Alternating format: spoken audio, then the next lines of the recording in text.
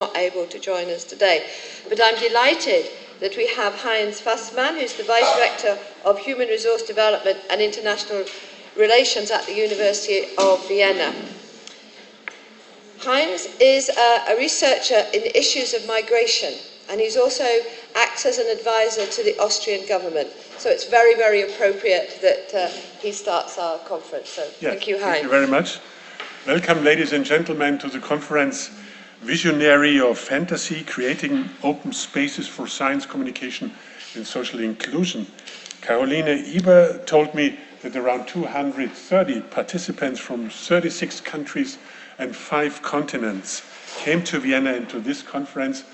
I assume some of them enjoyed the good breakfast and will come a little bit later. So as far as I understood, our Kinderbüro organized this conference in the name or within the European Children's University Network. I made myself a little bit more informed and visited your homepage, the homepage of the European Children's Network University. There I found the short history of the network, found it as a project, as a 7th framework project in 2008, and after the project end, you were successful in reconfigure your network as a self-financed or non-profit organization. Congratulations, because this is always a very complicated shift. Money comes from outside, and then you have to stand on your own feet and your own financing. It's not so easy. Furthermore, I found on the homepage that the principal idea of the conference is, I cite, to tackle fundamental questions about science learning, environments, and especially aspects of social inclusion. The organizers want to open spaces and enable non-traditional audiences to get a foot in the door of the institution of higher education, and I continue, foot in the door of knowledge, research, and enlightenment. Finally, the organizers aim to realize the concept of inclusion, and they want to develop an education environment so that the first insight over the fence will not be followed by frustration. Great was my first reaction. We have in the university no problems to attract young people. We have more than 92,000 students, which is a really large number. We have enough juniors. I would say our problem is a little bit more, but it's not only our problem. It's a problem of the whole tertiary system in Austria.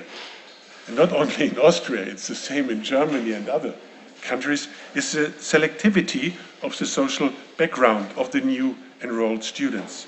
It is obvious, and we proved it by empirical data. We organized a large survey about diversity of our student population.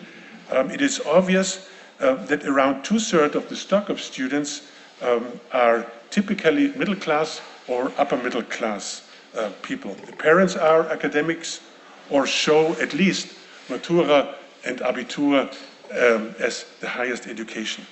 The principal idea that our education system functioning as a steering device for social mobility did not become fully realized. Our education system cannot compensate different starting positions given and provided by the parents. And I think it's a question of fairness in a meritocratic society that a person and his or her talents are in the foreground and not the parent's social position. I have to differentiate a little bit. Analyzing our data concerning diversity of students, I see that the students which are in the university are not treated selectively. What is surprising, but what is evident, I could show in empirical data. The social position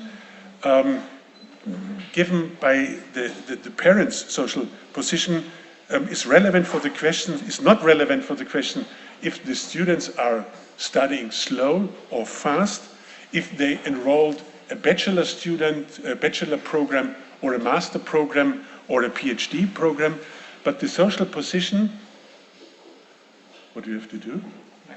Oh, louder? You didn't hear me? I have to repeat all again? But the social position is crucial to explain the fact if students are studying or not. So that means the main selection happens before entering the university and not when they are in the university. And the decisive question is therefore, how can we motivate young kids to go the long and winding road to some academic degree, and how we can strengthen their curiosity, ihre Neugierde, as a main driving force for education. I think I'm completely in the core of what you are doing. In the same line with social selectivity, the ethnic background is important. But once again, we have to look carefully at the real situation, and we have to look carefully at the data to understand the situation. Around 33% of all our 92,000 students are showing some foreign background, some migration background, or do have a passport which is not an Austrian passport. So 1/3 of all 92,000 students are, let's say, to some extent non-Austrian or do have no migration background. But if you look carefully, once again, 70% of these, let's say, foreign students are migrating to Vienna with a specific purpose to study in Vienna, and only 30%, 1/3 of them, or to be exactly 28% of them, are graded from a high school in Austria, what we call Bildungsinländer. So most of the foreign students are coming specifically to study in Vienna, and we are not able to bring, let's say, foreigners or people with migration background which are living for a long time in Austria to our institution. I calculated a ratio to the risk population. You know about the risk population. The risk population does not have anything to do with risk, but only which age group could potentially go to the university. And if I compare the numbers of students to the risk population, I see very clearly that the probability to study is only 1/3 compared to the people without migration background and living in Vienna. So only 1/3, or we are underutilizing the potential which we have here in Austria very, very clearly. And if you know that 1/3 of the Viennese population is showing some migration background, and around 40% of that risk age of the potential student age groups, then you can estimate the consequences. We are losing a significant share of talents and qualifications, and I'm sure that this is a real loss. So my final word is, please be successful. Motivate the youngsters to be interested in education.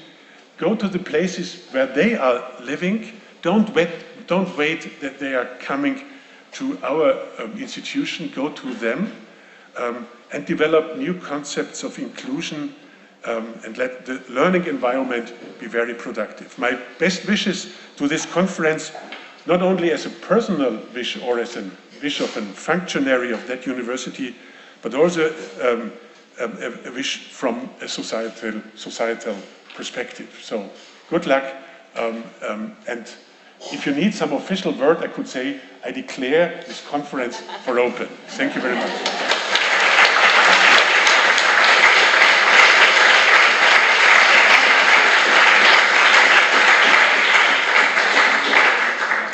Now I'm going to ask you to sign my AHA card, please, because I've had an AHA moment while you spoke. Just put your initials there, please. Thank you very much. Now then, in your pack you have an AHA album, and within it you have the opportunity for you to go, AHA, never thought about that before. So my AHA moment, Heinz, thank you very much, was that University of Vienna I've got is very similar. actually, to all the other countries. We go around the world and the situation is the same. And I think that's really, really important to recognise, because we go, this is someone else's problem. This is not. This is something which is all of ours, across the countries around the world. So, if you're not quite certain what it is, this is one of the CIS Catalyst instruments that we want to encourage children to recognise the aha moments, to recognise their reflections. So get it out. If you don't know quite what to do with it, ask somebody and have a chat about it.